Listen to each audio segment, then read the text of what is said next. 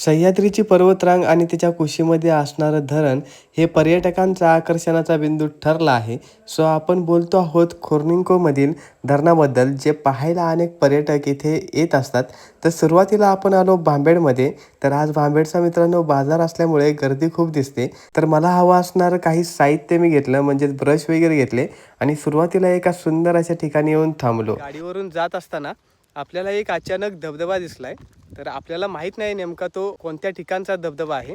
So तो तुम्हाला दाखवतो. पावसाळ्यामध्ये निसर्गाची अनेक रूपे आपल्याला पाहायला मिळतात आणि आपण पाहत असलेला धबधबा घनदाट जंगलामध्ये आहे.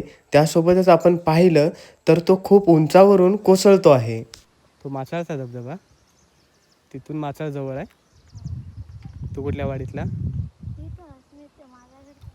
तिथे घर आहे. नाव काय? अशकांत. बता तू मेरे दिल में क्या है, तू मुझसे निगाहें चुरा तो न लोगे, अगर बढ़ गई है बेतातिया. सो फायनली आपण पोचलो धरणाच्या पायथ्याशी.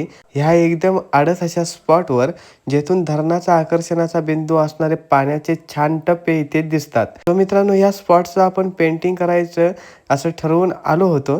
तर सह्याद्रीच्या कुशीमधून उगम पावलेल्या 3 नद्यांच्या संगमावर हे धरण बांधलं आहे. आपण जर धरणावरती जाऊन पाहिलं तर आपल्याला असं समजतं की पूर्वी विशालगडला जायला येथून पायवाट होती. सो आता आपल्याला विशालगडचा जो लोखंडी पूल आहे तर तो इथून पाहायला मिळतो.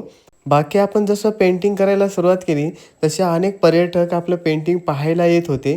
त्यामध्ये आपले काही फॉलोअर्स देखील होते. सो त्यांच्याशी देखील आपली भेट झाली. सो अनेक रीलमधून हा स्पॉट, हे धरण व्हायरल झाला आहे आणि तुम्ही देखील त्या काही रील्स पाहिलात असाल. सो आपण ह्या स्पॉटचं साकारलेलं पेंटिंग तुम्हाला कसं वाटलं नक्की कमेंटद्वारे कळवा. आपल्या पेजवर तुम्ही जर नवीन असाल तर नक्की आपल्या पेजला फॉलो करा. पुन्हा भेटू अशाच नवीन पेंटिंगसोबत. तोपर्यंत राधे राधे.